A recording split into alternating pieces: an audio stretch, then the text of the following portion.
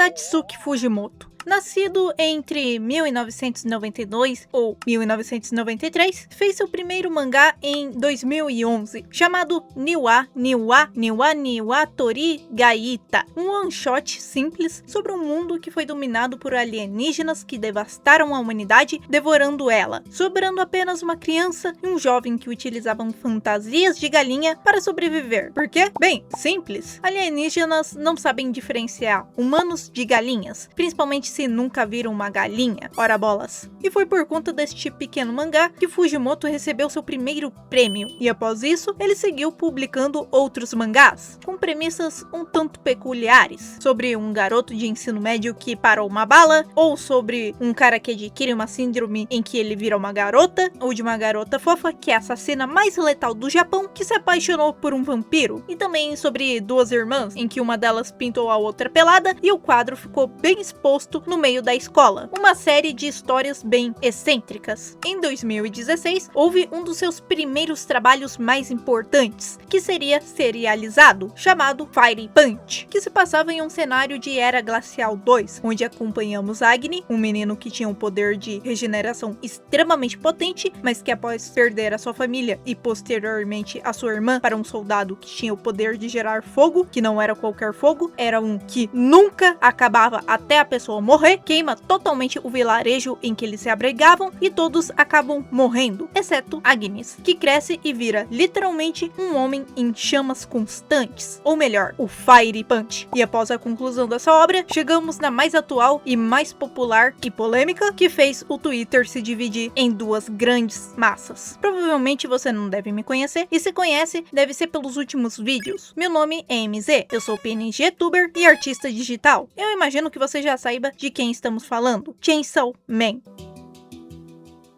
Para aqueles que estão contextualizados do último capítulo da segunda parte de Chainsaw Man, estão ligados de como o final dividiu o fandom fortemente, com uma metade dizendo como a obra terminou de forma preguiçosa e desleixada, enquanto a outra parte aceitou o final numa boa, achando até bom e acreditando que esse foi sempre o final que o Fujimoto planejou para a obra. Mas também temos a parte do ué, não ia ter parte 3? Eu não consegui achar em que local exatamente o Fujimoto teria dito que Chainsaw Man teria mais duas partes após o final da primeira parte, mas como muita gente comentou sobre isso, eu acho muito válido essa surpresa desse final repentino de 1 a 2, ou o autor mentiu pra gente, afinal de contas o Fujimoto tem um histórico de querer pegar seus leitores de surpresa, coisa que eu já vou comentar, ou a segunda opção, que é a mais provável, ele se cansou de Chainsaw Man. Mas vamos falar primeiro da característica principal do Fujimoto em suas obras, a imprevisibilidade, começando pelo fato de que a ambientação e temática se diferem bastante entre si de uma obra para outra, mas sempre vai haver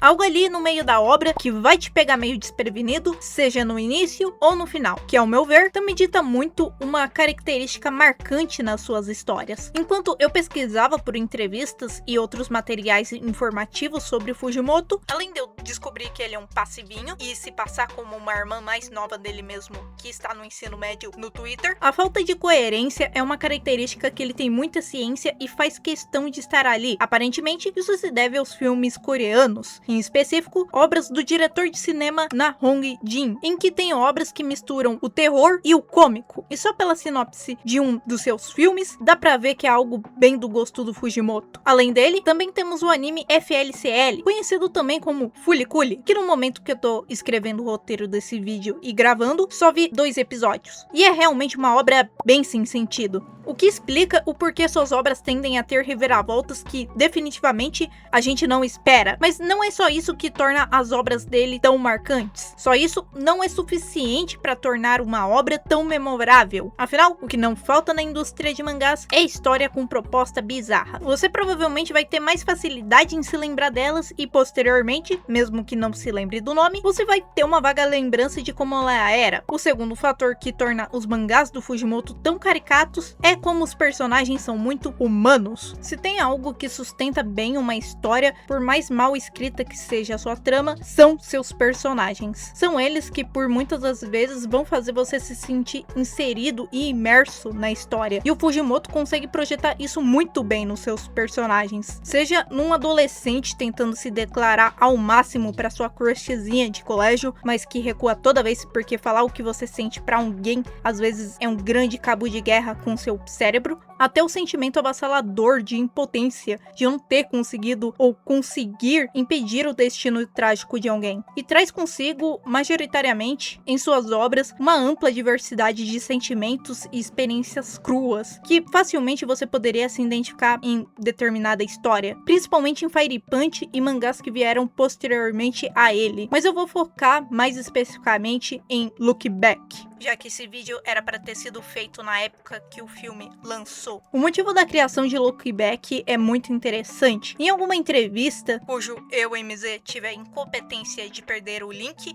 em 2011, quando houve um tsunami em Tohoku, no Japão, Fujimoto teria se voluntariado para ajudar na reconstrução do local. E de acordo com ele, nessa entrevista, o progresso dele e de outros voluntários foi tão pequeno para o tamanho do desastre que tinha acontecido, que ele carregou consigo um sentimento de impotência e frustração tão grande que só foi quando ele escreveu e ilustrou essa história que de alguma forma ele se sentiu mais aliviado. E para quem leu o mangá ou viu o filme, sabe muito bem como aquela obra retrata bem esse sentimento. Sem contar a carga emocional e representativa que aquele filme tem sobre amizade e arte. E por isso, Tatsuki Fujimoto consegue com maestria representar esses aspectos emocionais dos personagens. Mas só pra constar, essa coisa de projetar seus sentimentos em um personagem não é algo exclusivo dele, porque tudo isso você obviamente consegue achar em outras obras de diversos outros autores e é algo utilizado até mesmo em atuações de cinema e teatro. Fica a dica aí pra você que quer escrever uma historinha. E a última coisa que eu gostaria de pontuar sobre